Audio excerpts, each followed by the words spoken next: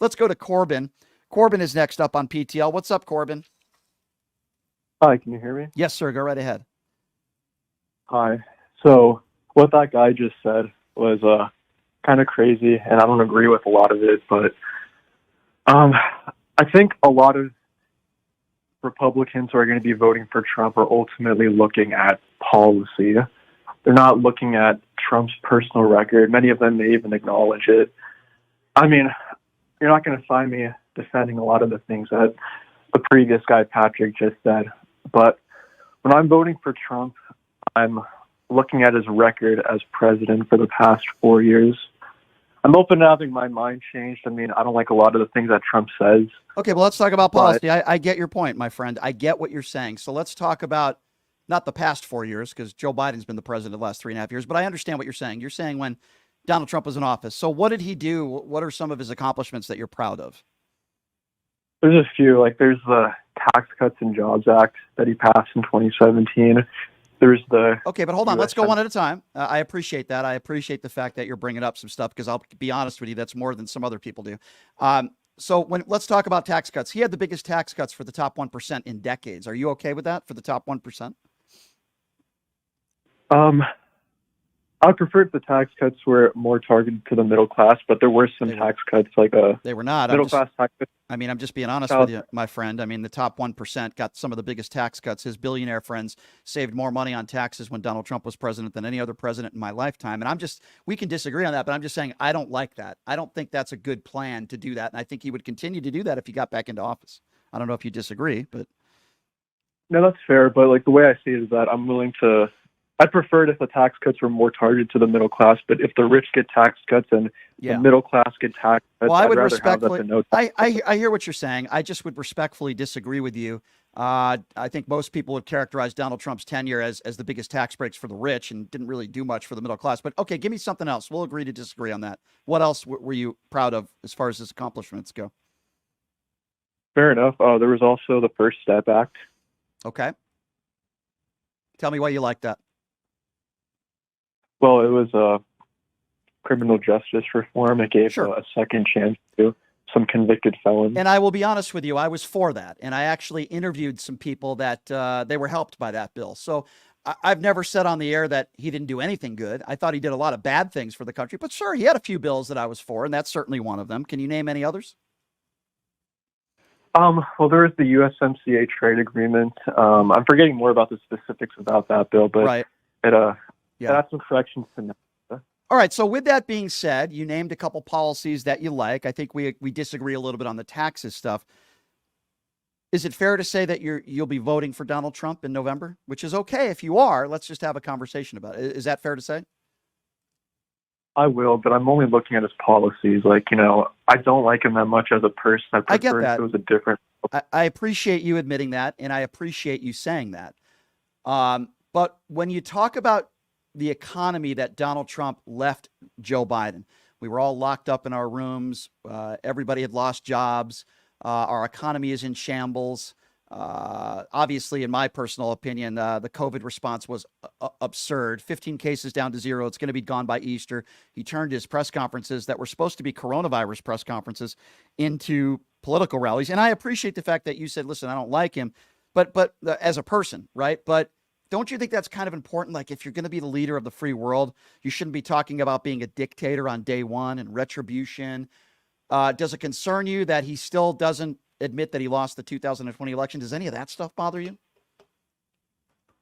Well, yeah. I think a lot of the times he just says things, and I hope that they don't actually come into fruition. Like when he says that he's going to be a dictator on day one, I don't know what that means, but I hope nothing comes of it if he gets elected as president. I hear you. He wasn't a dictator at all in his first term. Okay, but what he did do, though, okay, I hear you. I hear what you're saying. We both agree. We hope he doesn't do that if he wins. I agree with you. But speaking of being a dictator, does it bother you that he when he was president, he wrote love letters to Kim Jong-un, an evil, murderous dictator? He always sides with Vladimir Putin. And on a debate stage, he was asked, who do you want to win the war? Do you want Ukraine to win? And he wouldn't even answer that question. I mean, forget about whether you disagree with how the war is being handled and forget about all that for a moment, right? Who do you want to win? He won't even answer that question. Does that bother you? Yeah, it does. Mhm. I mean, it does bother me. I'm not gonna lie. Mhm. Because like again, a lot of the comments that he says, I don't, I either don't take them seriously or I Okay. just hope that they don't have to. What I I look more Go to ahead. Go ahead. is Yep. it was his record in his first term, and I look at the alternative, which is Kamala Harris. I don't agree with any of her policies whatsoever. You I don't don't think she's been a. you don't agree with any of her policies? Any of them? I mean, maybe there might be one or two that Do you are think there more should be a obscure, but do you think there should be a ceasefire in Israel? And do you think that there should be a two-state solution, or do you disagree with that? I'll be honest, I don't know about that one. Okay, that's kind of a big one. Do you agree that the rich should pay their fair share, and maybe could give some tax breaks to the middle class and those families that are struggling? Well, what is the fair share that the rich should be paying in taxes? Well, again, Donald Trump had the biggest tax breaks for the top 1%, but we can move on. What about gun control? Do you agree that when talking about gun control, we probably shouldn't be talking about more guns make us safer and we need to harden our schools, but we should do what Kamala Harris has proposed, which is these weapons of war that are being used in these mass shootings. Maybe there should be an assault weapons ban. Maybe we should do more about mental illness and pass some bills with comprehensive background checks, which 85% of the country agrees. Would you agree with that? I'm very much pro Second Amendment, but I do think that there should be some sure background checks. Absolutely. And, absolutely. Or mental health services. But I would support an assault weapons ban. Okay, you don't agree with that, but Kamala Harris is also pro Second Amendment. She owns guns. Tim Walz owns guns. So I think you would probably agree with her for the most part on comprehensive background checks, which she's trying to get done. So what about abortion? When Donald Trump was asked about abortion, if it got to his desk on a national abortion ban, he would not say whether he would veto that bill. Do you believe a woman should have the right to choose or not? I used to be very much against abortion, but I think my views have changed within the past few years where I'm still against it. Personally. I would never encourage anyone to get it, but it's not my place to say no. So I guess I agree, and I respect that position. I respect your position. I wouldn't want a national abortion. Right, and I respect your position. I would never tell you what to do. You sound like a fairly reasonable guy. I would never tell you what to do. All right, so going through the list here, you agree with her stance on abortion. For the most part, you agree with her stance on gun control. For the most part, these are big issues, my friend. And these are big issues that you disagree with Donald Trump on just based on your answers. Now, you said you don't agree with most of what Kamala Harris stands for, but yet the biggest issues that I've gone down the list, the top issues, the economy. We talked a little bit about taxes. We might disagree a little bit on that. Gun control and abortion are one of the top issues, and you agree with Harris on her stance on those issues. So I'm just saying, you sound like a really nice guy. Maybe just take a couple steps back and look at her policies. Is that a fair thing to ask of you? Well, I've been trying to, and I've been looking at both records of Biden and Trump. Yeah. And Kamala is Biden's vice president, and I'm not really that happy with Biden and Harris's record. Okay, so let's talk about the record. Let me list a couple things, and I want to get your response to this because this is a very good and important conversation. According to all the other G7 countries that we compare ourselves to when it comes to the economy and inflation, we are number one as far as the lowest inflation. So can't blame Joe Biden for that. When it comes to the NASDAQ, record highs, manufacturing jobs, a bipartisan infrastructure bill that Donald Trump promised he would get done and never got done. We had a bipartisan border bill, one of the most comprehensive bills in our lifetime that Donald Trump struck down, and he told senators not to vote for it. And it was Joe Biden that got to the negotiating table. We can talk about a number of other bills, including health care for our veterans, a bill that Joe Biden and Jon Stewart got together. They got the bill passed. He did put forth some gun legislation, the most that has been done in decades. So when you say you're disappointed with the Joe Biden administration, are those things disappointing to you, what I just listed? Because those are facts, not opinions. Well, a lot of it's just trillions of dollars in new spending, and the cost of living just keeps going up. And there's 2 foreign wars. Like, the world is on fire right now. Okay, so how is it Joe Biden's fault that Hamas decided to attack a bunch of innocent Israelis? You blame Joe Biden for that? I just don't think it would have happened if Trump was president. So you think Hamas, okay, let's talk about that. So you think Hamas, a terrorist group that beheads babies and puts women in ovens would have said to themselves, hey, you know what? We better not do that because Orange Man is in office and he's going to hurt us. But Joe Biden, you really think that they decided to attack Israel and rape women and kill families and behead babies because Joe Biden was in office? Respectfully, sir, I don't know why you would come up with that conclusion. I disagree with you. I just think he was more forceful to Iran and other terrorist groups in the Middle East because Trump's starting to go to war with them, and I think that put them on But if you pause. if you think he's tough with other countries and evil regimes, then why did China create the COVID virus that killed millions of innocent Americans if he was so tough on China? Well, China, they hid the virus from us for a few months. I understand, but it was created under Donald Trump, not Joe Biden. So would you blame, you seem to be blaming Joe Biden for Hamas. You seem to be blaming Joe Biden, from what I'm hearing, correct me if I'm wrong, from the war in the Ukraine, when, by the way, Donald Trump has never said anything negative about Vladimir Putin. You also mentioned, which I respect, you don't want us to get trillions of dollars in debt, right? You don't want us to overspend. The guy who you're voting for, with all due respect, put us $8.2 trillion in debt. Why is that not a problem? Why do you not bring that up? Joe Biden didn't get us $8.2 trillion in debt. Donald Trump did. Well, for policy, I think one of the biggest criticisms I have of Trump is the amount he added to the national debt. Like, Right. If we can cut spending, not raise taxes, I mean, yeah, I do agree with you there that the $8 trillion that Trump added, in my opinion, I appreciate you.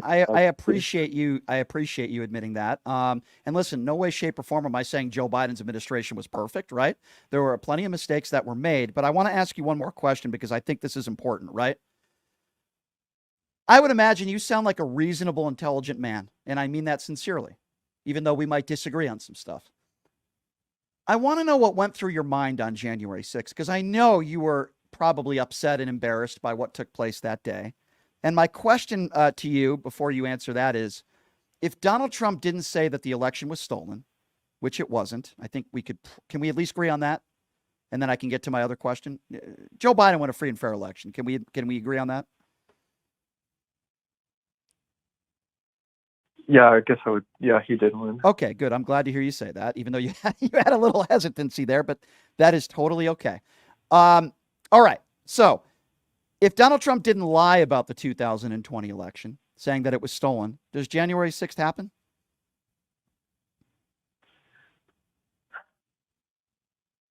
Well, yeah, I don't think it would have happened. Right.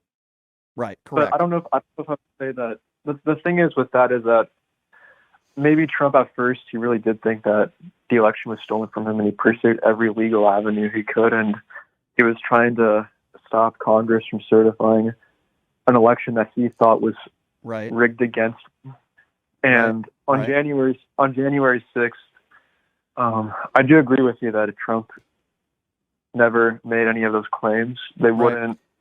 The supporters wouldn't have rioted and stormed the Capitol. Okay, agree. So we agree. We agree. And for time constraints, because I could talk to you for a while, it's a good conversation. All those things that I just mentioned, and I understand that you're not a big Kamala Harris, Joe Biden fan. I get all that. You don't like some of her policies, even though you seem to have a lot more in common with her than maybe I even thought when it comes to gun control and abortion.